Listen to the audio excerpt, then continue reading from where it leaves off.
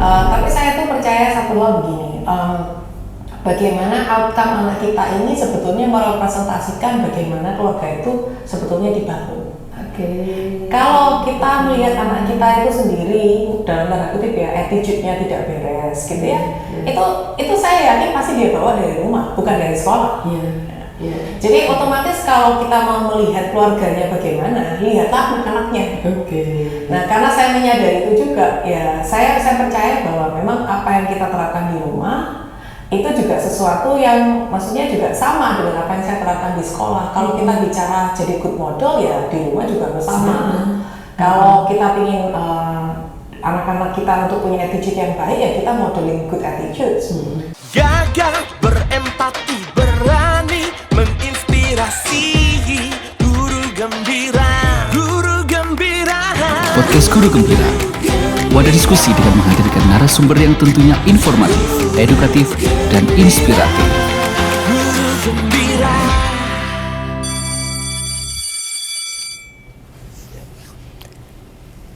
Guru Gembira, kita bertemu lagi di episode ke-30. Guru yang gagah, berempati dan berani menginspirasi.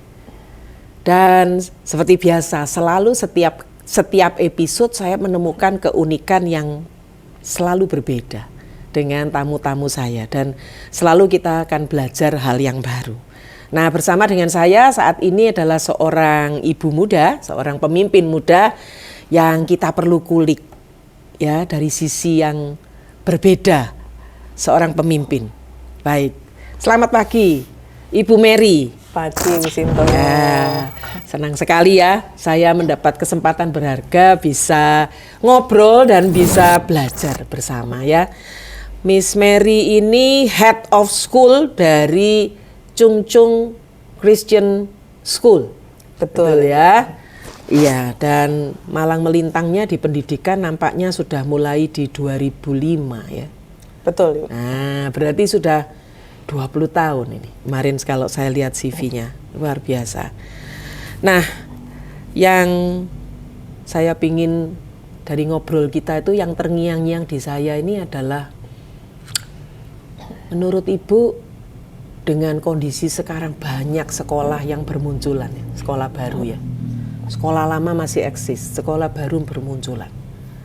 Sebetulnya itu sinyal yang lebih baik untuk pendidikan kita, ya?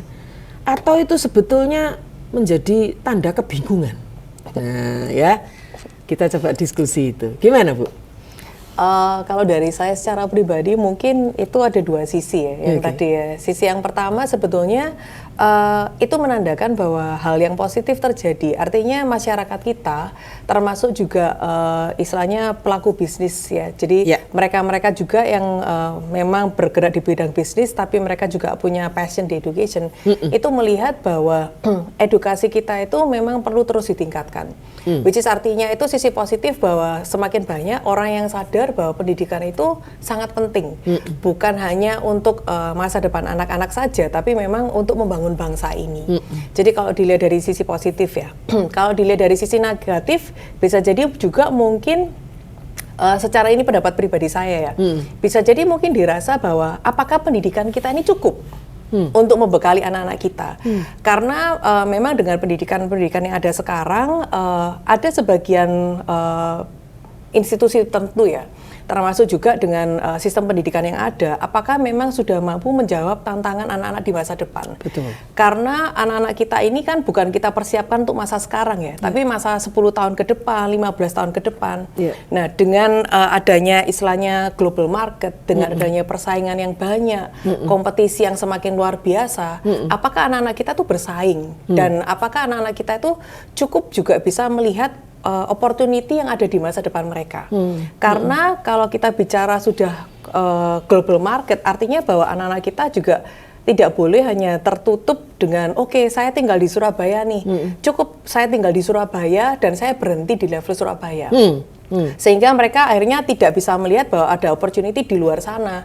Jadi di luar itu dalam arti bisa jadi di luar kota ini sendiri ataupun juga nanti di luar negeri. Karena otomatis kalau semakin berkembangnya zaman ya, otomatis bahwa anak-anak kita ini sebetulnya peluangnya akan semakin banyak. Tapi dengan peluang yang banyak, otomatis kompetisinya juga semakin banyak. Nah, mampukah anak-anak kita bersaing? Itu kan yang masih selalu menjadi PR di dunia pendidikan ya. Mungkin itu sih dua sisi yang berbeda. Iya. Dan ini menarik ya. Semakin kesini nih semakin menarik. Katanya ya kuenya kan tetap ya. Membaginya tadi semakin banyak ya. Lalu pilihannya banyak. Nah, saya tadi menyampaikan kebingungan. Ini kebingungan ini di mana-mana gitu ya. Ini kemarin seperti ada saudara saya yang telepon gitu bilang, gimana ya? Masuk mana ya? Gitu ya. Pas sekolah yang sudah established gitu ya, atau sekolah yang baru yang menawarkan gimmicknya macam-macam ini gitu ya. Bahkan bukan cuma di Indonesia loh, di luar negeri sana juga seperti Pujasera gitu ya. Mau pilih yang mana gitu ya. Nah sekarang saya pingin mengulik ini dari Miss Mary sebagai pemimpin ya. Dan itu sudah mulai dari 2005 sebagai guru gitu ya. Ketika melihat 20 tahun ya berarti. Perbedaan yang signifikan apa yang terjadi dengan memimpin di era sekarang ini?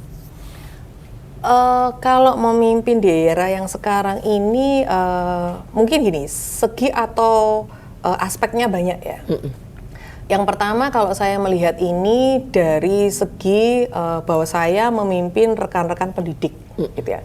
Dan rekan-rekan pendidik ini sebetulnya kan sudah ada beberapa layer generasi. Jadi bahkan di Chungcheong sendiri ini kan ada beberapa layer generasi. Ada yang memang generasi mereka yang sudah cukup senior. Artinya mereka sudah pernah jadi pendidik di tempat-tempat yang lain itu mungkin sudah 15 tahun, itu juga ada. Tapi ada juga yang mungkin pernah bekerja di tempat lain tuh masih usianya 5-10 tahun. Tapi ada juga yang mungkin ada yang masih fresh graduate atau mereka cuma punya pengalaman sebelumnya itu 1-2 tahun. Nah, hal itu sebenarnya membedakan karena dari segi usia mereka, mereka juga berasal dari generasi yang berbeda dengan cara berpikir yang berbeda. Betul. Nah, itu bisa jadi satu tantangan tersendiri. Karena memang saya pernah belajar sebelumnya bahwa ada teori yang mengatakan cara kita sebagai pemimpin, ketika kita memimpin grup yang diverse ini juga harus berbeda-beda. Mungkin guru yang sudah sempat bekerja di 15 tahun, 20 tahun sebelumnya, karena mereka sudah cukup senior ya, otomatis bagaimana cara kita memperlakukan mereka dan bagaimana cara kita tetap mensupport mereka untuk terus belajar, pasti beda dengan yang generasi yang mungkin baru lulus atau yang baru 1-2 tahun bekerja. Itu bisa jadi salah satu tantangan tersendiri. Nah, oleh karena itu bagaimana cara kita treat mereka juga pasti butuh diferensiasi. Kalau dalam kelas kita guru melakukan diferensiasi ke siswa, nah kita pemimpin juga harus melakukan diferensiasi itu gitu. Bagaimana setiap mereka nantinya bisa melihat bahwa saya ini leaders di level saya masing-masing dengan journey saya masing-masing. Itu mungkin jadi salah satu challenge tersendiri kalau kita lihat dari sisi pendidikan. Kalau dari sisi mungkin masyarakat bagaimana cara melihat pendidikan ya. Saya melihat sendiri bahwa di Surabaya pun ini sendiri ada cukup perbedaan bagaimana masyarakat itu melihat dunia pendidikan dan pendidikan yang baik itu seperti apa. Ada beberapa generasi muda yang orang tua muda yang mungkin mereka lulusan dari luar negeri atau mungkin mereka yang memang generasi yang istilahnya yang masih muda ya, mereka itu mungkin lebih cenderung sudah lebih berpikir secara modern. Jadi mereka itu lebih fokus pendidikan itu harus fun, tapi berbasis inquiry. Mereka harus anak-anaknya itu harus fokusnya di pemahaman. Nah, tapi ada juga beberapa generasi tertentu atau di wilayah Surabaya tertentu itu mindsetnya masih berbeda. Jadi masih mereka konvensional ya. Betul, cukup konvensional. Jadi mereka masih fokus di skor. Mereka masih fokusnya bahwa kenapa tidak banyak PR-nya, kenapa tidak banyak tesnya. Terus kemudian bagaimana caranya anak itu mengekspresikan kalau mereka mampu itu masih terbatas di paper and pencil. Jadi mereka belum terbuka seperti generasi yang berbeda. Jadi kalau dilihat dari sisi orang tua. Kalau sebagai pemimpin lihat dari generasi anak-anaknya, pasti sudah jauh berbeda. Saya dulu zaman mengajar pertama kali, anak-anak itu memang karena balik lagi ya didikan di rumah dengan generasi tertentu itu sangat berbeda dengan generasi yang sekarang. Mungkin dengan adanya kemajuan teknologi, kemudian sekarang ini mungkin kalau di wilayah Surabaya ini kan rata-rata di masyarakat di social status tertentu itu kan mereka punya helpers di rumah ya. Sehingga anak-anak mereka ketika datang ke sekolah ini kadang-kadang mereka masih butuh lebih banyak scaffold, lebih banyak tuntunan supaya mereka lebih bisa mandiri. Jadi mindset mereka untuk independen dan lain sebagainya. Tapi di sisi yang lain, anak-anak yang sekarang saya lihat itu mereka jauh lebih kreatif. Mungkin karena balik lagi ya, exposure yang mereka dapatkan itu dari berbagai media dan lain sebagainya. Beragam. Betul, sangat kreatif saya lihat bahwa kadang ada beberapa siswa kita itu yang saya lihat cukup out of the box. Mereka bisa mempertanyakan sesuatu yang mungkin di generasi dulu waktu saya pertama kali ngajar, anak-anaknya itu lebih tertata tetapi kadang untuk dipancing berpikir out of the box itu butuh lebih banyak scaffold ya dibandingkan anak-anak yang sekarang. Anak yang sekarang lebih out loud. Mereka lebih saya pengen tahu ini, saya pengen itu, saya explore ini, explore itu. Oh, itu kalau gurunya tidak siap, payah juga kan? Betul. Iya, karena anak-anaknya begitu ya. Di satu sisi memang untuk kemandirian dikrisin ya. Dibandingkan yang dulu mungkin lebih depend. Betul. Ya. Tapi memang itu saya secara pribadi melihatnya itu memang adalah salah satu juga tugas sekolah atau tugas pendidik ya. Jadi bagaimana memang kita di dalam kelas ataupun dalam culture sekolah itu memang kita harus pastikan bahwa ada culture untuk membantu mereka untuk lebih independen. Bisa mengikuti rutin secara independen dan lain sebagainya. Itu memang salah satu tugas tanggung jawab yang saya lihat itu ada di pendidik cukup besar sekarang. Iya. Jadi kalau begitu Miss Mary melihat problem pendidikan di negara kita ini sebetulnya root-nya di mana? Kalau dari saya secara pribadi mungkin melihatnya itu di mindset. Kalau kita bicara sistem, kita bicara struktur, kita bicara perubahan, pasti awal mulanya pasti dari mindset yang benar. Jadi selama mindset kita itu benar tentang bagaimanakah pendidikan ini harusnya, jadi the what, the how, the why of education ini mindsetnya berada dalam jalur yang seharusnya, menurut saya pendidikan di Indonesia akan maju dengan sangat cepat. Mungkin itu yang paling krusial atau yang paling utama. Gitu. Jadi masih ada kesenjangan di sana sini untuk mindsetnya ini ya. Betul. Belum unlock semuanya, gitu ya.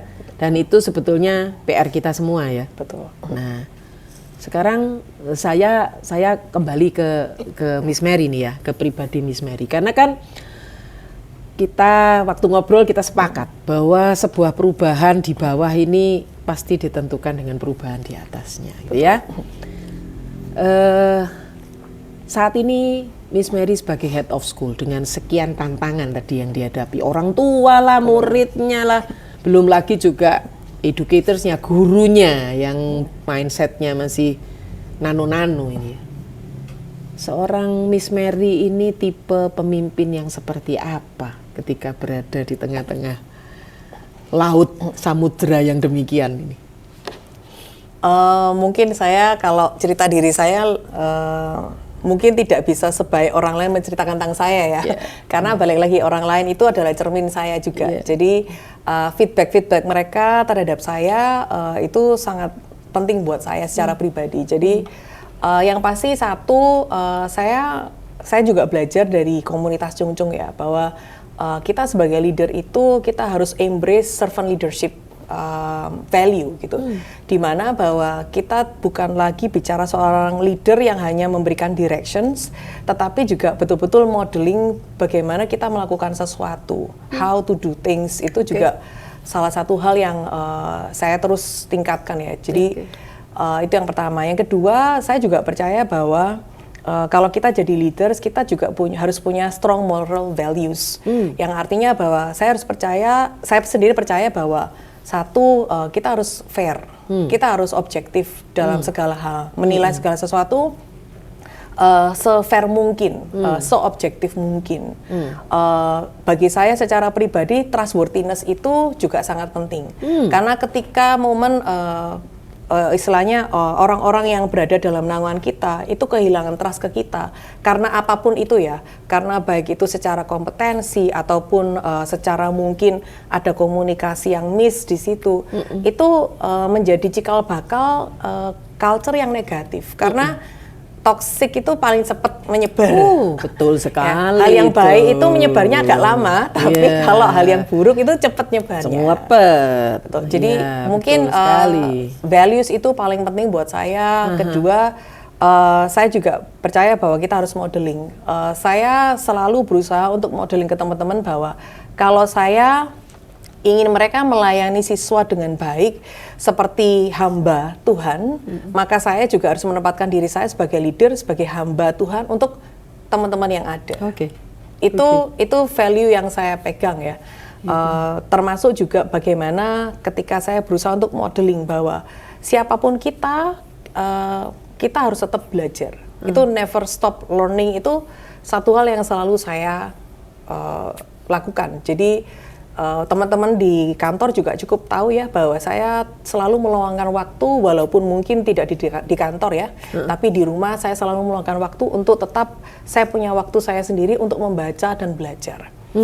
Karena dengan begitu istilahnya bucket kita ya, jadi ember kita itu tidak akan pernah kosong. Karena terus terisi dan disalurkan terus seperti itu.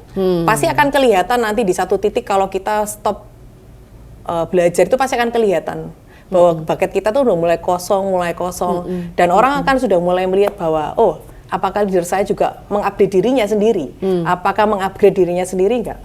Nah jadi itu mungkin beberapa hal yang saya bisa ceritakan, tapi tidak terlepas dari kelemahan ya.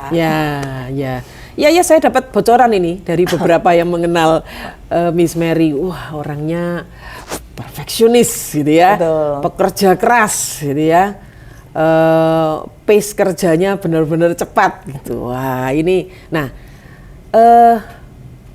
saya merefleksi ke diri saya pas ceritanya.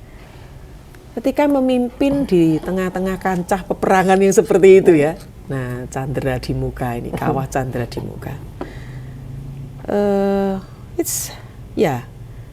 It's really challenging ya, sangat menantang ketika bertemu dengan orang-orang yang nggak pas. Nggak pas itu memang melihat keunikan yang kita miliki itu against ya, tidak sesuai gitu ya.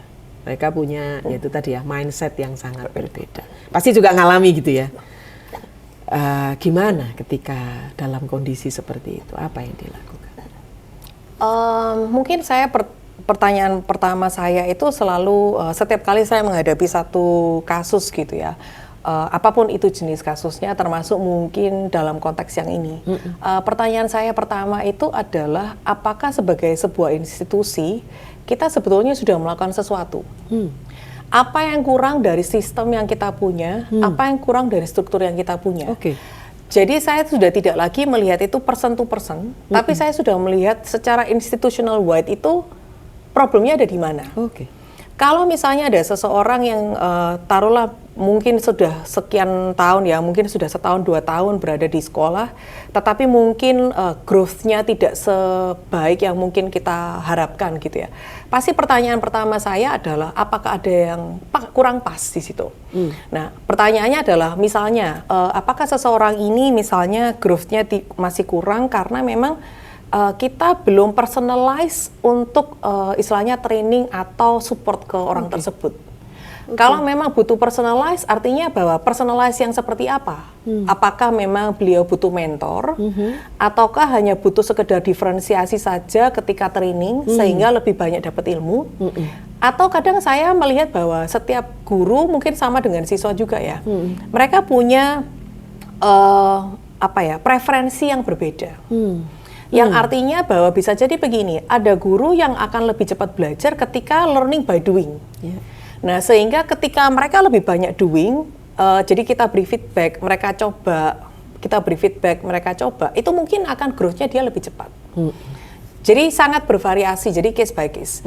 Kalau bicara mindset yang berbeda tadi, pertanyaannya nanti begini, kenapa bisa berbeda? Apakah karena memang dia butuh satu journey tertentu sehingga mindsetnya lebih terbuka? Atau mungkin kita sebagai leaders itu belum mampu atau masih kurang dalam hal menyampaikan ekspektasi. Jadi tidak ada shared expectations, tidak ada shared understanding yang sama tentang sesuatu. Contoh kalau dalam kelas yang paling nyata misalnya begini, bagaimana cara kita menghandle anak ketika tantrum. Mungkin bagi saya caranya mungkin kurang pas, tapi bagi guru tersebut pas. Dan saya lihat bahwa, tidak pasnya di kita kenapa? Apakah kita memang belum punya shared understanding atau ekspektasi yang sama?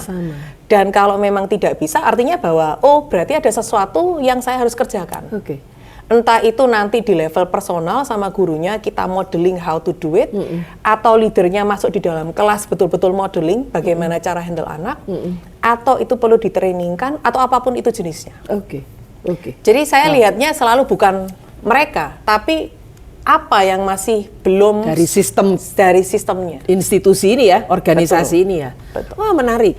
Ini berarti kalau connect tadi menerapkan servant leadership ya. Jadi saya coba menyimpulkan yang pertama, leader as a model. Betul. Harus jadi teladan, harus jadi model. Yang kedua, membangun kepercayaan itu. Betul. Trust-nya ini. Karena saya yakin dan saya punya pengalaman itu, kalau kepercayaan itu di sana, betul, kesalahan tetap ada, betul. Tetapi trust itu membereskan semuanya. Tetapi kalau trust-nya ini sudah gugur, meskipun kita melakukan benar, betul, tetap salah. Betul ya, Miss ya? Ya. Dan yang terakhir itu menarik ya, ini guru gembira ya. Guru adalah juga pemimpin, ya. Jadi ketika ada sebuah benturan atau konflik, nggak buru-buru lihat person to person ini, gitu kan? Tapi ngelihat what's wrong with my institution. Ini yang di atas ini pemimpinnya harus refleksi dulu. Betul. Saya kurang apa nih? Nah itu ya. Wah ini menarik ya. Tapi kalau sudah begini akan saya terus lanjutkan di obrolan kita yang pertama. Itu visi itu udah tertanam mulai lama itu ya, dari mama itu ya waktu itu pernah. Coba Miss bisa diceritakan. Saya melihat, jadi kalau back then begitu ya, saya melihat perjalanan saya menjadi guru ini memang tidak lepas dari campur tangan orang tua ya. Dan memang karena saya sendiri ada background bahwa dulu my grandfather dan juga ada anggota keluarga yang lain memang juga sudah menjadi pendidik ya. Pendidik ya. Jadi pada waktu saya di SMA itu pun mama saya sempat bilang, kenapa kamu cobalah kalau kamu suka di bahasa, kamu coba masuk aja di pendidikan kebahasaan. Jadi waktu itu masuk di FKIP bahasa Inggris waktu itu. Kemudian dari situ ketika saya berada di FKIP itu mungkin jiwa saya menjadi guru itu belum muncul sekarang begitu ya. Tapi seiring dengan waktu saya melihat ketika saya itu pertama kali waktu itu PPL di salah satu sekolah ya di Surabaya. Saya mulai melihat bahwa ternyata mengajar itu menyenangkan. Ternyata mengajar itu sesuatu yang dunia yang saya rasa itu akan menjadi passion saya untuk seumur hidup gitu. Saya menemukan kecintaan bahwa mengajar itu, kemudian belajar strategi baru dan lain sebagainya itu betul-betul dunia yang sangat wow, menyenangkan. Sampai akhirnya di titik tertentu dalam karir saya menjadi guru, terus kemudian saya meningkat jadi leader dalam sebuah tim ya, terus kemudian meningkat lagi sampai di titik tertentu saya merasa bahwa Tuhan mengatakan bahwa ke diri saya secara pribadi bahwa kalau kamu mengajar dalam sebuah kelas, coba kamu hitung, kamu sudah jadi guru berapa tahun? Oke, sudah 10 tahun. Kamu coba hitung berapa banyak murid yang bisa kamu istilahnya reach gitu ya. Dampakmu seberapa sih? Kalau murid kamu dalam 1 tahun itu misalnya 25 anak, dalam 10 tahun itu 250 2025 kali 10 ya, 250 anak gitu. Terus kalau kamu jadi leader di sebuah tim itu berapa sih jumlah anggotanya? Sampai di titik itu Tuhan bilang, kenapa kamu tidak berpikir untuk menjadi trainer of the teachers gitu? Karena kalau kamu jadi trainer untuk guru-guru ini, maka guru-guru itu sendiri kan sudah punya muridnya masing-masing. Maka dampak yang kamu berikan itu akan jauh lebih signifikan dibandingkan apa yang sudah kamu lakukan. Nah, dari situ muncul bahwa, oh saya punya passion. Jadi waktu itu saya mencoba untuk, saya memang apply ke IB organization ya, atau International Baccalaureate Organization. Jadi saya coba untuk melamar dan puji Tuhan, Tuhan itu buka jalan di situ. Jadi saya juga dapat support, jadi saya dapat referensi juga dari pemimpin-pemimpin saya waktu itu. Akhirnya saya di training oleh IB sendiri, kemudian akhirnya saya lolos dari training itu. Saya menjalani saya masih ingat pertama kali saya bawakan training ke guru-guru. Jadi ya saya memang tidak pernah cerita kalau itu training pertama saya ya. Tapi saya masih ingat saya waktu itu berada di salah satu daerah ya di Indonesia ya. Jadi bukan kota besar, bahkan itu sebetulnya salah satu sekolah tambang waktu itu. Dan itu sangat menarik ya, karena itu pengalaman pertama saya memberikan training. Dari situ bergulir sampai saya akhirnya sekarang itu dari 2015, jadi sekarang sudah 10 tahun saya jalanin itu juga untuk bisa bantu training rekan-rekan guru. Jadi dan saya merasa bahwa sekarang passion saya dan mayoritas waktu saya termasuk di kantor, saya memang lebih fokus untuk mentraining teman-teman guru-guru. Jadi yang dari pertama belajar pedagogi, sekarang pedagogi plus andragogi ya. Jadi teknik bagaimana cara ngajar guru-guru yang maksudnya ngajar orang dewasa seperti apa. Udah sampai belajar ke situ ya. Oke, nah. Wow, ini perjalanan yang luar biasa. Jadi visi passion itu ditemukan sudah memang dari keluarga ya. Betul. Jadi itu sudah mendarah daging di dalamnya. Tapi pernah nggak ya Miss ngalamin ada satu situasi gitu ketika banyak konflik, tantangan ya, konfrontasi di sana sini, sempat di persimpangan jalan. Pernah ngalamin gitu nggak? Kalau persimpangan dalam konteks saya tiba-tiba mutung tidak mau jadi guru atau pendidik itu tidak pernah. Tapi mungkin lebih ke arah bahwa saya kadang mempertanyakan apakah tempat ini memang adalah tempat di mana saya bisa melanjutkan perjalanan saya sebagai pendidik. Itu pernah ada memang. Jadi ya oleh karena itu memang saya akhirnya memutuskan untuk pindah ke institusi yang sekarang ini saya berada, karena kembali lagi kadang guru itu idealis ya. Jadi di mana ketika banyak prinsip yang sudah saya rasa tidak sejalan dengan prinsip pribadi saya, nilai-nilai yang sudah dijalani itu tidak sejalan dengan nilai-nilai yang saya pegang secara pribadi, saya rasa bahwa mungkin itu sudah waktunya Tuhan minta saya untuk ya melebarkan sayap ke tempat yang lain. Jadi mungkin lebih ke arah itu sih. Ya, itu proses ya, learning journey ya. Bagaimana kita menemukan diri kita sendiri. Betul. Nah, itu kalau Parker Palmer juga bilang gitu. Setiap kali guru itu berjalan di dalam perjalanannya, dia selalu bertemu dengan identity and integrity. Betul. Nah, persimpangan jalannya di situ. Tidak ada yang salah, tidak ada yang menyalahkan apakah itu institusi atau diri kita. Betul. Tetapi itu the process of life ya. Identitasnya mengalami perubahan, bergulir, otomatis integritinya juga terpantik di situ ya, terhubung di situ. Dan itu yang membuat berpikir lagi, ini gini nih gimana ya, pas apa enggak ya. Nah ini memang menjadi polemik ya, pergumulan dari setiap pendidik maupun pemimpin ya. Betul. Karena kan institusi juga berubah terus nih. Betul. Nah, Betul. ini tips apa yang Miss punya gitu ya, menghadapi ini banyak loh. Karena ya itu tadi ya, kembali lagi ke the root of the problem of education itu sekarang berubah. Ada kepanikan, kebingungan ya dari institusinya nih ya, mau yang sudah established maupun yang masih baru gitu ya. Nah, pelaku-pelakunya juga bingung. Kalau sudah pelakunya bingung kan pasti pengikutnya bingung. Betul. Nah, padahal mereka juga punya keluarga, juga ya punya kebutuhan. Nah, kira-kira gimana Miss tipsnya menghadapi itu?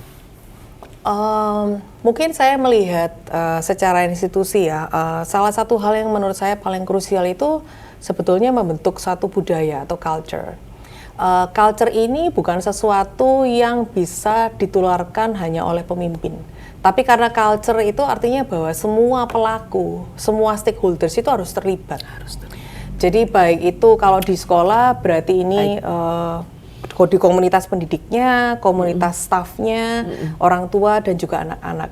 Memang ini adalah PR yang sangat sulit karena seringkali saya melihat bahwa institusi yang mungkin awalnya ketika kecil, culture-nya itu masih sangat positif. Tapi ketika mereka growing bigger and bigger dengan banyak sekali ya sudah mulai banyak pendidik, itu culture-nya itu mengalami culture shift ya, di mana sudah mulai kadang-kadang hal-hal yang sangat baik di awal, iya betul, karena ada ya itu hal-hal yang baru. Iya, betul. Saya sendiri melihat bahwa di perjalanan saya selama ya 2-3 tahun ini ya, berada di institusi yang sekarang, saya selalu memberikan satu nasihat juga ke teman-teman yang existing. Seringkali saya juga istilahnya fokus saya juga building relationship dengan teman-teman ya. Jadi mereka itu sudah terbiasa ketika saya kadang ngobrol berdua di ruangan saya dengan mereka, bahkan di level guru ataupun di level juga operasional. Jadi di mana bahwa saya juga salah satu hal yang saya selalu tekankan bahwa hal yang sudah baik itu harus tetap dipertahankan. Jadi bukan karena orang baru kemudian culture kita berubah. Justru orang yang sudah existing ini yang harus menularkan culture yang baik ini ke orang-orang yang baru. Karena mereka juga perlu belajar dan perlu mengadaptasi dirinya mereka ke sini. Bukan kita yang beradaptasi. Betul. Ya. Itu satu hal yang penting. Dan yang kedua, saya rasa culture of listening itu juga penting ya. Jadi karena itu dalam segala hal yang saya lakukan, saya pasti punya waktu 1 minggu itu mungkin sekali atau 2 kali di mana saya betul-betul kadang itu menyempatkan diri untuk sekedar ngobrol dengan beberapa rekan. Jadi memang secara random ya, saya tidak pernah jadwal dengan siapa, tapi secara random. Yeah. Duduk ngobrol, kesulitanmu di mana? Apa yang menurut kamu yang bisa kita tingkatkan? Dengan cara seperti itu, teman-teman yang pertama merasa being valued. Dan saya tidak hanya memanggil yang existing yang sudah sekian tahun ya, tapi juga rekan-rekan yang baru saya juga ajak gitu. Dan beberapa culture rutinitas yang kecil-kecil itu masih terus kita lakukan. Dan saya memang betul-betul share ke leaders bahwa culture yang sudah baik itu dibangun dengan culture itu dibangun bukan hanya dengan hal yang karena terlalu abstrak untuk kita bicara culture. Tapi dari rutinitas atau dari bagaimana cara kita mempresentasikan diri kita dan semua hal itu semua culture gitu. Jadi dari rutinitas misalnya contoh kalau pagi kita punya morning devotion ya dengan rekan-rekan guru yang ada itu harus tetap kita lakukan. Dan di mana bahwa saya melihat ada satu hal yang baik bahwa setiap kali morning devotion teman-teman ini sangat terbuka sekali atas hidup mereka. Jadi mereka berbagi hidup. Bagus. Nah, hal yang pertama seperti itu tidak mungkin terwujud kalau leadersnya tidak menunjukkan hal yang sama. Ketika morning devotion itu ada, misalnya contoh saya yang mimpin, saya akan ceritakan akan berbagi hidup saya dengan mereka. Sehingga mereka merasa bahwa ini adalah safe environment, secure environment. Di mana melihat bahwa semua orang itu di sini itu punya kelemahan kelebihan masing-masing, mereka bisa melakukan kesalahan, tapi ini adalah ruang belajar dan ruang juga untuk mereka bertumbuh. There is a space. Betul. Ada space untuk itu. Dan itu memang harus dimodel oleh leadersnya dulu. Kalau kita sendiri sudah pasang benteng, ya mereka tidak bisa masuk, tidak bisa terbuka, tidak bisa tidak. Dari rutinitas yang paling kecil, kemudian juga bagaimana cara kita mengkonsep training yang ada. Terus bagaimana kita sendiri dalam leadership team sendiri ya, saya cukup aware bahwa karena saya support juga ya teman-teman leaders yang lain, jadi kita harus memang modeling. Kalau kita mau komunitas guru-guru kita menjadi komunitas pendoa, ya leadersnya harus doa dulu. setiap kali meeting kita harus doa dulu, kita harus doa syafaat dulu. Itu adalah satu culture sederhana yang oke, setiap kita meeting sempatkan 10 menit untuk doa syafaat bersama. Setiap orang punya bagian untuk doa, dan doa mereka ya doa yang memang betul-betul ya sesuai dengan hati mereka tentang hal tersebut gitu. Itu contoh yang sederhana, kelihatannya sangat sederhana. Tapi kalau itu terus dilakukan, itu akan menjadi culture. Betul sekali. Nah, menarik ya. Jadi kalau saya sekarang ini kan keunikan dari Miss Mary as a leader di saat ini di Head of School Chung Chung Christian School. Kira-kira berarti kalau begitu Miss ini akan meramu atau mengemas Chung Chung Christian School. Nah, itu kira-kira ingin dibuat sebuah keunikan sekolah yang seperti apa? Boleh dong spill gitu ya. Dengan keunikannya Miss as a head of school. Kalau secara visi, secara pribadi dan juga memang saya selalu terus menyelaraskan ya visi pribadi dengan visi sekolah dalam konteks owner dan school board members yang lain. Kita memang ingin bahwa nanti ke depannya Chung Chung ini bukan hanya sekedar dikenal sebagai IB school, tapi memang kita juga ingin dikenal sebagai salah satu sekolah yang strong di STEAM education. Bukan hanya STEAM sekedar kita belajar STEAM, tetapi memang ada integrasi dengan real life konteks yang memang lebih ya. Jadi saya sendiri melihat memang ada cukup banyak sekolah yang mengatakan, ya saya punya sekolah STEAM dengan STEAM education. Tetapi keunikannya ketika IB dan STEAM ini disatukan, itu bisa luar biasa. Karena kalau di IB sendiri kita punya yang namanya inquiry base, dan kita bukan tematik. Di mana memang kita punya konsep yang akan kita ajarkan, tetapi bagaimana kita mendesain kurikulum ini bisa cukup fleksibel. Memang ada standar yang kita harus penuhi, tapi cara kita mendesain sangat fleksibel. Sehingga ketika kita masukkan atau integrasikan STEAM itu ke dalam IB Curriculum Framework, itu akan sangat masuk. Misalnya contoh begini, kalau misalnya kita punya satu anak-anak misalnya belajar tentang yang sekarang ini kita punya unit di kelas 4 itu bicara tentang body system. Nah, kebetulan memang cukup science ya, ataupun mungkin topik yang lain. Saya kasih topik yang lain aja, mungkin yang tidak terlalu berbau science. Kita ada satu unit, itu bicara tentang sebetulnya berbicara tentang keindahan alam. Jadi mereka bicara soal bagaimana natural sama human made ekosistem environment itu terwujud begitu ya. Maksudnya bagaimana sih terjadinya, terus aspek apa saja yang dalam environment tersebut. Nah, tapi karena itu berada dalam unit yang namanya how we express ourselves, itu kan biasanya dalam tanda kutip lebih ke arah art nih. Sehingga unit ini itu menjadi jembatan buat anak-anak di STEAM education melihatnya begini. Saya itu paham konsep sainsnya tadi, tapi bagaimana cara saya melakukan dampak atau memberikan dampak ke masyarakat supaya mereka lebih aware terhadap environment, itu lewat jalur art misalnya. Jadi STEAM education-nya itu bisa sangat blending dengan baik.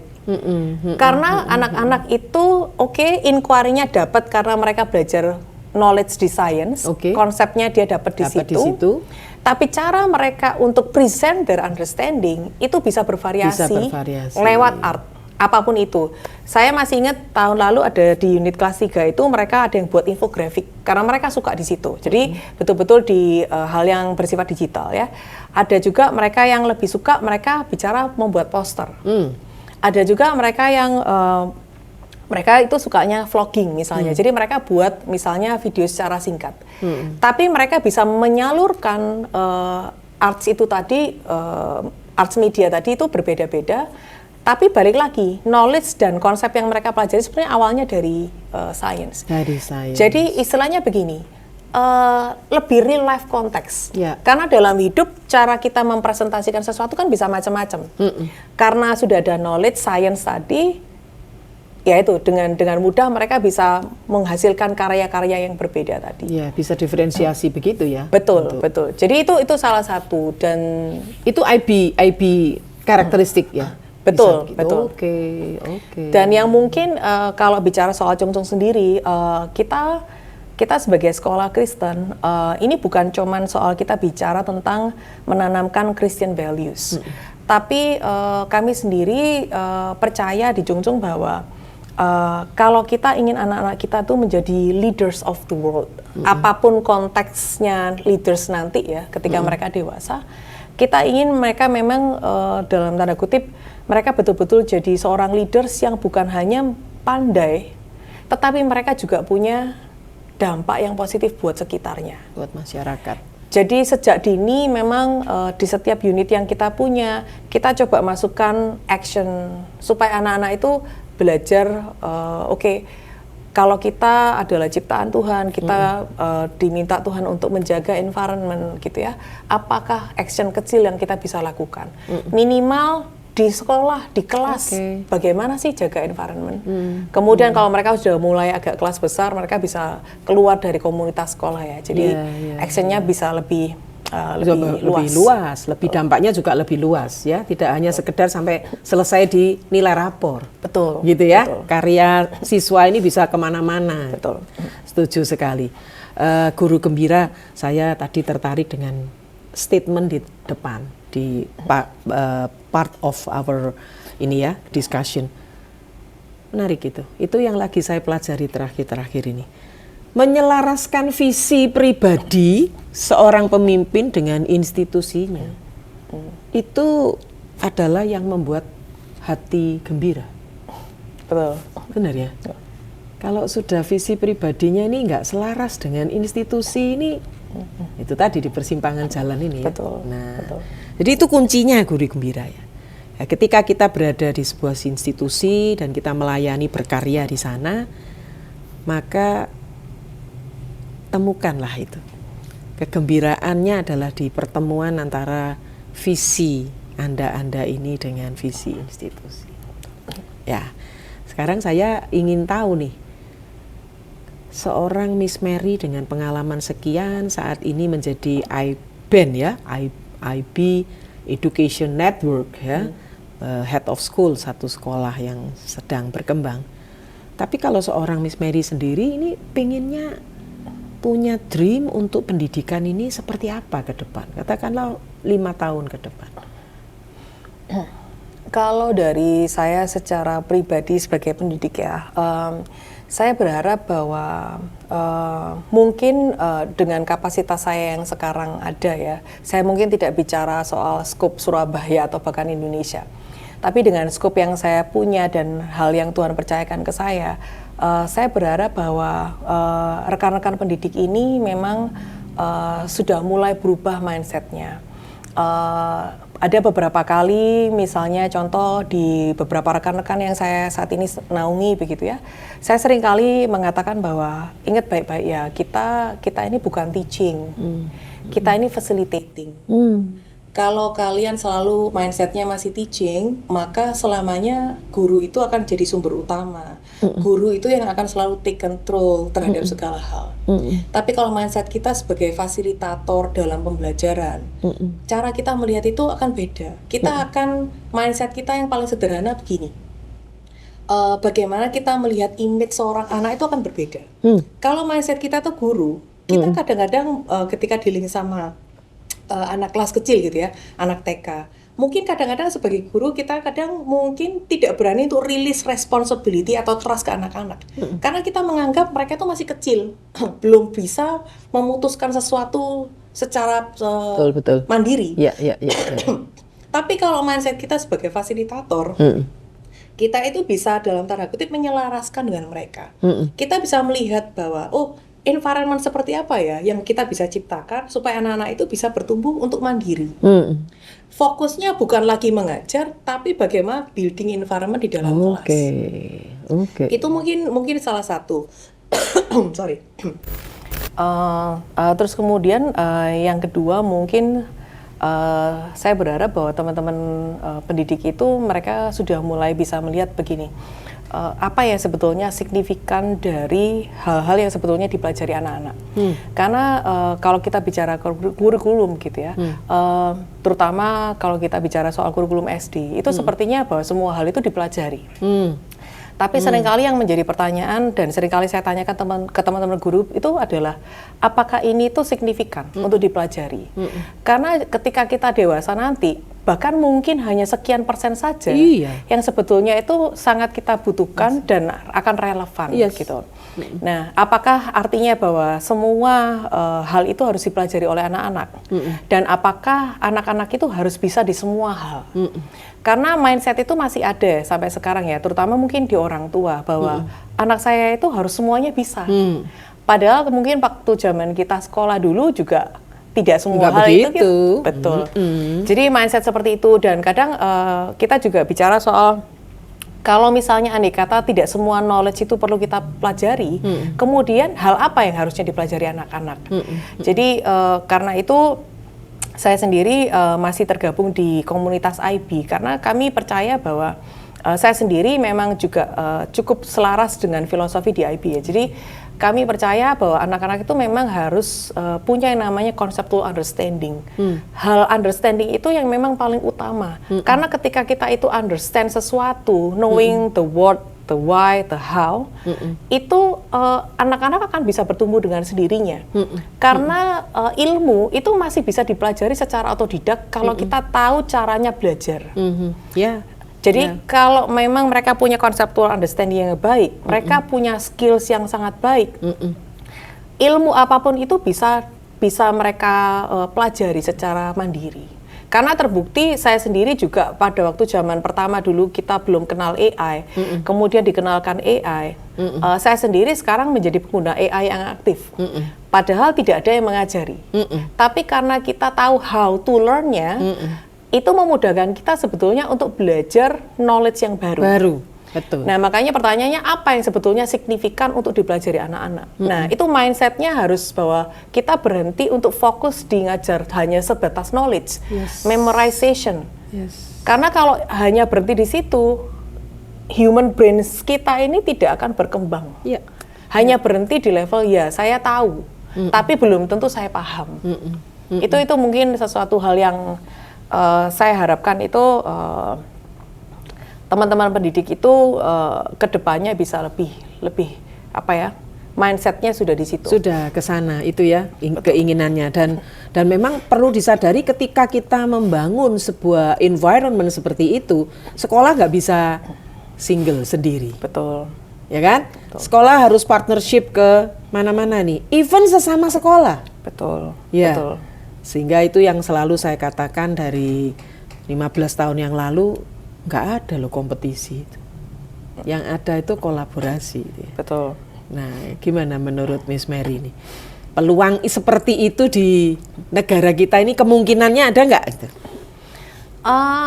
Mungkin jujur kemungkinannya yang sekarang ya, karena balik lagi ke sekarang ini sekolah ini kan terbagi sekolah yang government school begitu ya dan juga private school.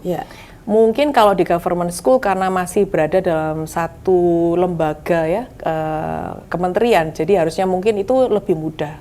Tapi kalau sudah kita bicara private school, ini kan seringkali sekolah-sekolah ini tidak semuanya non-profit organization, di mana fokusnya juga ya sebagai profit organization juga bisnis at the end. Nah, seringkali beberapa sekolah memang punya kecenderungan cukup tertutup ya untuk berbagi. Kalaupun misalnya ada event-event untuk memang berbagi dengan yang lainnya, tapi memang hanya sebatas level saya hanya mau berbagi ini loh beberapa practices yang bisa di share gitu, tapi bukan betul-betul kolaborasi yang memang di level lanjutan gitu.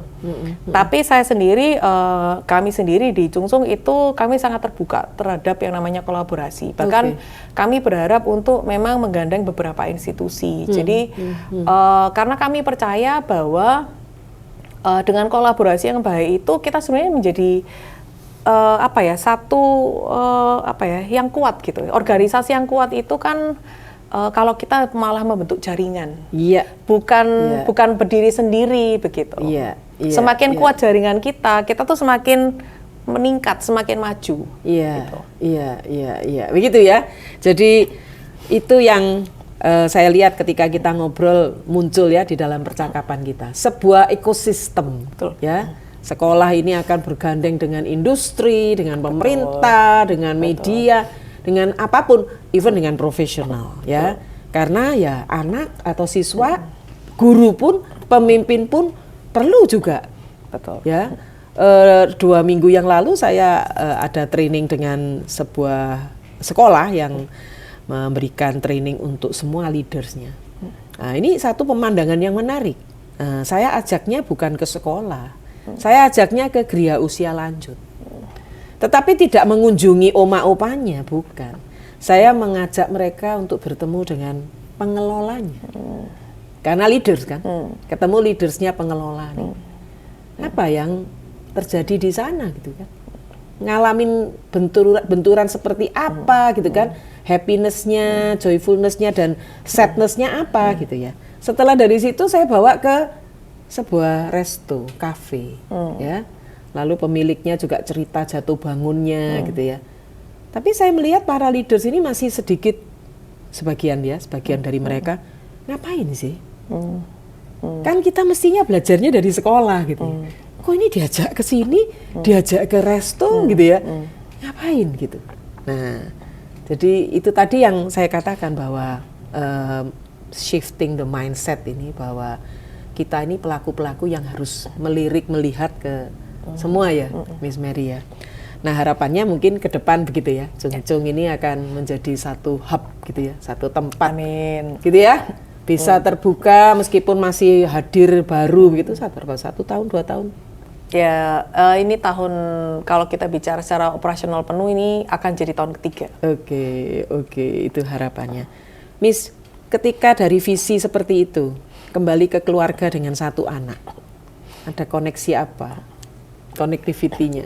Seorang Miss Mary sebagai ibu rumah tangga, mama dari 1 anak ya, SMP sekarang ya? SMP. Nah, kira-kira relate-nya di mana nih? Saya melihatnya itu, jadi keluarga itu memang satu lembaga yang terkecil gitu ya dalam hidup kita, yang memang mereka tuh bisa melihat kita tuh setiap harinya seperti apa adanya. Mungkin ya kalau kita di kantor mungkin bisa-bisa saja berbeda. Iya, Tapi kalau iya, di rumah itu ya itu sudah topeng-topengnya dibuka Iya, semua gitu iya, ya. iya. Tapi saya tuh percaya satu hal begini. Bagaimana outcome anak kita ini sebetulnya merepresentasikan bagaimana keluarga itu sebetulnya dibangun. Oke. Kalau kita melihat anak kita itu sendiri, dalam tanda kutip ya, attitude-nya tidak beres gitu ya, itu saya yakin pasti dia bawa dari rumah, bukan dari sekolah. Iya. Jadi otomatis kalau kita mau melihat keluarganya bagaimana, lihatlah anak-anaknya. Oke. Nah, karena saya menyadari itu juga, ya saya percaya bahwa memang apa yang kita terapkan di rumah itu juga sesuatu yang maksudnya juga sama dengan apa yang saya terapkan di sekolah. Kalau kita bicara jadi good model, ya di rumah juga harus sama. Kalau kita pingin anak-anak kita untuk punya attitude yang baik, ya kita modeling good attitudes. Jadi saya tidak hanya dalam tanda kutip di sekolah menasehati teman-teman guru-guru, kalian harus jadi role model ya untuk attitude yang baik, tapi ternyata anak saya kelakuannya berbeda. Gitu. Apalagi sekarang kan anak saya sudah satu sekolah dengan saya. Itu kan malah lebih kelihatan. berat itu. Betul, kelihatan sekali kan. Iya, Jadi iya. hal-hal yang seperti, jadi mindset apa yang ada di anak saya itu sudah pasti tercermin dari ya bagaimana keluarga saya sebenarnya dibangun gitu. Nilai-nilai kekristenan ataupun apapun itu ya, value yang dia pegang, itu pasti semua datangnya dari rumah gitu. Oke, setuju. Ya. Bagus sekali. Oke, ya senang ya kita bisa ngobrol gini dan bisa menularkan energi-energi yang positif ini ya Miss ya. Nah, sebagai penutup kita akan akhiri, tapi saya ingin Miss Mary berbagi kepada para guru gembira ini bagaimana sebagai pemimpin di masa sekarang dealing with all of the challenges gitu ya as an educator, tetapi juga punya dream ke depan nih bahwa ekosistem belajar ini harus terus dibangun karena kita nggak bisa berdiri sendiri. Silakan, Miss. Mungkin ada beberapa aspek saya secara pribadi sebagai seorang manusia, sebagai seorang Kristiani Dan satu lagi mungkin saya sebagai pemimpin gitu ya, dalam dalam perjalanan saya mulai dari awal karir saya, terutama semenjak saya juga berada di Chungcheong ya, saya melihat bahwa bagaimana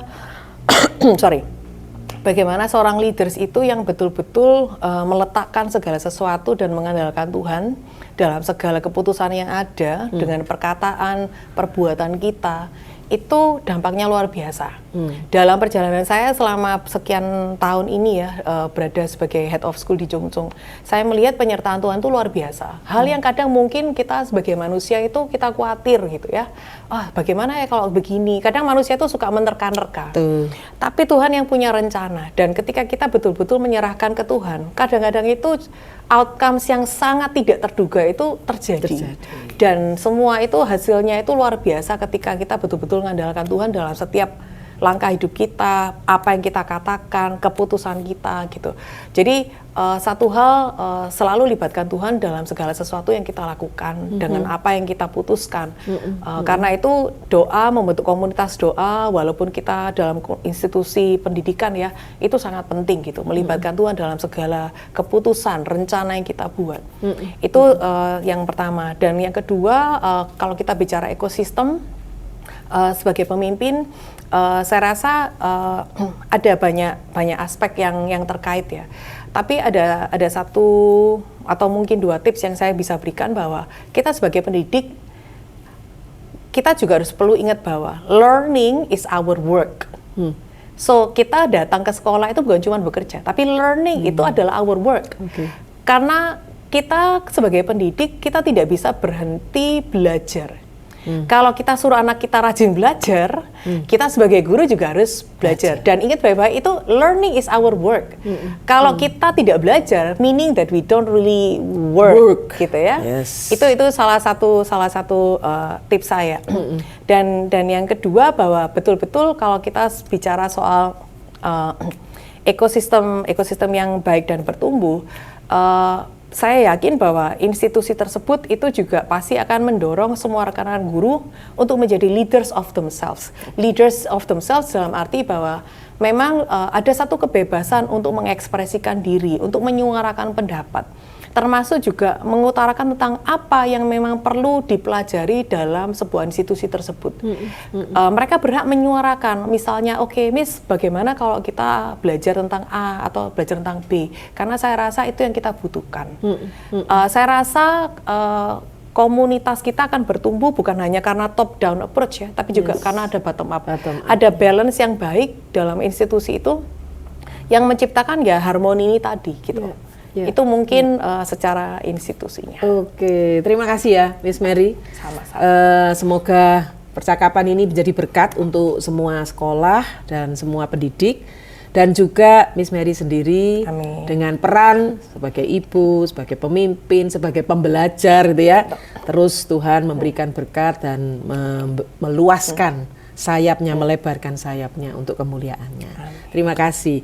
Guru Gembira, kita akhiri episode ke-30, dan jangan lupa bahwa podcast ini dirancang untuk selalu membuat merayakan kegembiraan dari para guru. Ya, guru harus gembira, joyful. Joyfulness itu adalah spirit daripada bagaimana kita bisa berpikir dan bekerja dengan baik. Yang berikutnya, kita harus memupuk kebanggaan as a teacher dalam sikap kita, tutur kata, perilaku kita, cara berpikir kita harus bangga gitu ya, terus memelihara itu. Dan yang terakhir, teruslah kita membangun sebuah komunitas yang baik, komunitas positif, di mana di situ kita bisa membuat bangsa dan negara kita ini terus maju menuju kepada Indonesia Emas. Terima kasih, sampai bertemu kembali di episode 31. Salam.